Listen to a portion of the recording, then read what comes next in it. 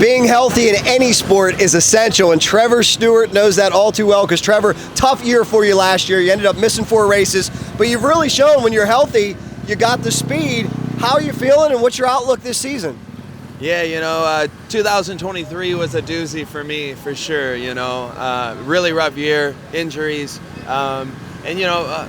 most importantly, building this motorcycle. The 22 and the 23 were super different bikes, and so I kind of spent the year as the R&D guy, doing a lot of different testing on this motorcycle and getting it prepared for myself and my teammates for 2024. And going in, to this year, we also signed full-time with Yamaha now, so we're factory backed with them, and so we're actually on the FX now. So this is a different model, more so suited for off-road rather than motocross, and it's a really good bike. I think that myself and my teammates are proving that, and just excited for a good year, really. You've shown some major speed at different stops. You've shown some real flashes of brilliance. What do you think it'll take to just get you into that next level where you want to be and compete for a championship out here? First of all, having fun. There was a time period where I wasn't having fun, and when I got on this team, I definitely started to, do that and enjoy myself. My biggest problem was injuries over the last couple of years. Just couldn't get it right, and was finding myself hitting the deck more than anything. Most importantly, staying healthy, and I think just having a really good mindset going into the rest of this year. It's just a start, and I know I'm capable of winning. I've won 2 championships before. I've been the best, and I know I'm still capable of that now. So I'm ready to show that this year. The field's obviously stacked. I say it every year, but it's again this year it's gnarlier. You know what I mean? So. I wouldn't want it any other way, though. You know what I mean? I'd take a hard-fought 5th than an easy win or something like. You know what I mean? And I have fun. I like my competitors, most of them. We have good battles, But I just want to put the blue fender forward and make myself. I just want to know that I can do it. I know I can, but I want to prove myself that. I owe it to myself and my team. They work really hard.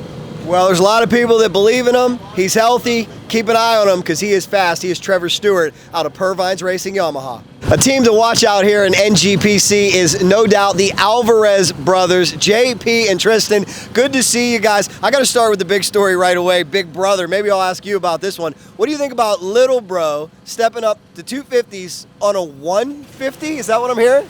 Yeah, it's pretty cool. I kind of had to pave the road for him. I didn't really have it that easy, so, having me kind of go through all the ups and downs to have everything kind of easier for him, but I still give him a struggle. No doubt about that. So I got to ask you, having a brother that is so fast, such a great mentor, what's it been like, and how much of an advantage of that is for you? Yeah, I think it's a really big advantage, actually. I get to train with him, and he's one of the top 250 guys, and I train with him almost every day, and whenever we're practicing, he has me start in front of him, and he doesn't go easy on me. He'll give me a front wheel or two every once in a while, and it's always a battle till the end practicing, and it's perfect training for me. Now, if your brother could somehow podium in 250s on a 150, would it be story of the year here? I'd be super stoked. I've done it before, back at one of a different series, but if he pulls it off, I think that'd be badass. What's the biggest challenge out there when you're with all those big bikes? We know your motorcycle a little bit lighter, not as much displacement, but what is the key to keeping up with the bigger displacement bikes? Yeah, I think that since they pull me in the straightaways and everything, I think it's important for me to keep my momentum up in the corners and make up time more in the corners than the straightaways. Well, good luck to you guys. Keep an eye on the Alvarez brothers. They are fast, and they're both looking for podium finishes. Some of the most finely conditioned athletes are here in the NGPC Series. So what do they do in between races? Do they stretch? Do they ride the exercise bike? Anything to stay warm? Well, let's see what Cole Martinez is doing. Cole, it must be a moment of zen. Yeah. You pet your dog and play with your dog. Talk to me about this. Yeah, this is Capone, we got done riding and he was wanting to play a little bit, so he grabbed a squeaky down there, and we're pretty relaxed right now, so it's nice to have him here. He hasn't been to the track for a little while, so it's cool. And I'm sure there's something to that because keeping the pressure low, keeping the anxiety down is big. And it seems like this guy right here, he really is your best friend, isn't he? Oh, for sure. Like, dude, for sure. He goes everywhere. Used to go everywhere with me. Now that, the family's back home and everything, he stays with them a little more. But, yeah, he's awesome. And totally accepted by Slam Life Racing, I see? Yeah. I actually have a few puppies, so I'm trying to get him to get one of them. Hey, whatever it takes. Well, we wish you all the best. Thank you for being here. So, hey, maybe we revealed a technique of one of the top pros. Relax with your dog. Oliveira, a huge name in the NGPC Series. Mateo on his way to maybe catching Big Brother. Who knows? You've done a great job here in the 450s. 2 podiums so far. They both came at Havasu. What's it going to take to get that breakthrough performance and podium elsewhere?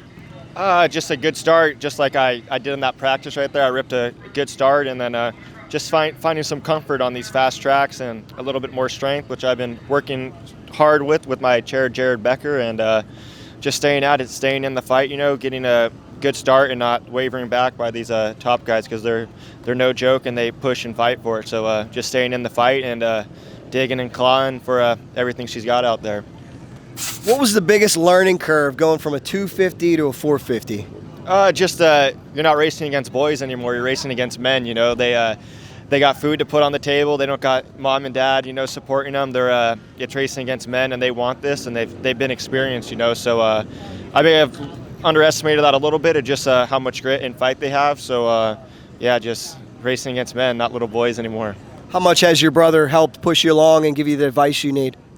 He definitely helps when he can, but we're with each other every day training, so I see what he's doing, and I have a great team behind me, so it's not a whole much back and forth between each other, besides just I watch what he does, and then if he thinks he needs to, give a little advice, he does, but pretty much I watch what he does, I do pretty much the same thing, try to replicate it, and then talk a little bit of smack to try and feed off him, you know what I mean? But no, it's good. Dante, he is a huge help, but we're both on the same program. We have a super well-experienced trainer. He was Taylor Roberts' trainer when he was racing, so he has plenty of championships and experience under his belt. So it's just trusting what the program he puts together for us and just smashing out and trying to execute. Well, it's a great person to model yourself after because his brother's got the big red #1 on the side of his bike, and their big red #1 might be on his bike someday. Who knows? I really admire the versatility of the talented riders out here in the NGPC Series, especially Austin Walton. You get it done in Hare and Hound and out here. How would you compare the two? You seem to do really well at both. Being that it was my first National Hare and Hound, they're completely different. You set the bikes up so differently. So coming this weekend, we baked such a big adjustment for this scenario for this type of racing, and this weekend's so much different than what we typically get for a Taft weekend. It's way deeper. There's ruts. The traction seems to be a little bit better from the moisture they've been getting, leading up into the race, and who knows what tomorrow's gonna be like. It sounds like we could get some more moisture. So it's a very different aspect coming into this.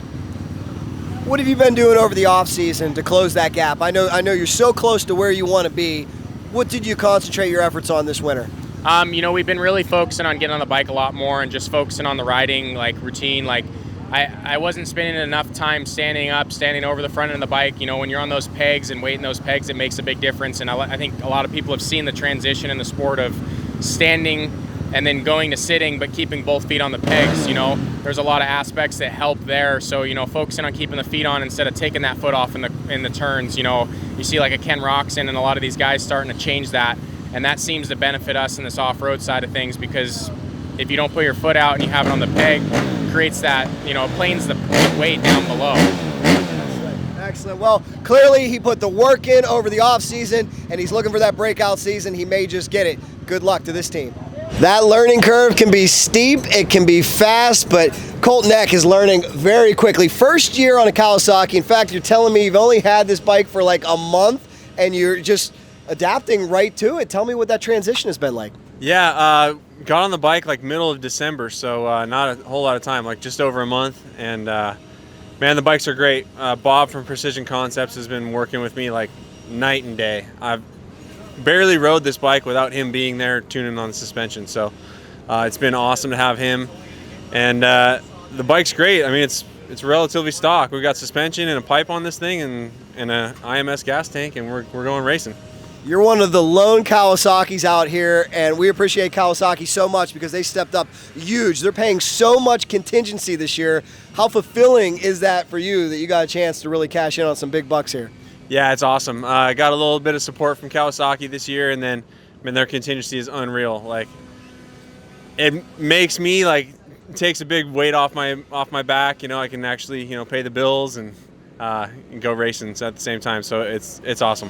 Well, speaking of paying the bills, I love the cost savings. I see you right now working on the bike, changing filters. You are your own mechanic. Is that how you like it, or is that more budgetary reasons? Yeah, it's mainly out of necessity, honestly. My dad helps me. He's in the pit dumping gas, and he helps me with everything he can on the bike. But during the week and most of the time here on the weekends, I'm the one doing the majority of the work. So yeah, it would be great to have a mechanic, but we're on a shoestring budget, and just making it happen. Well, he's making it happen indeed. Good luck to him this year. First year on Kawasaki for Colton Eck.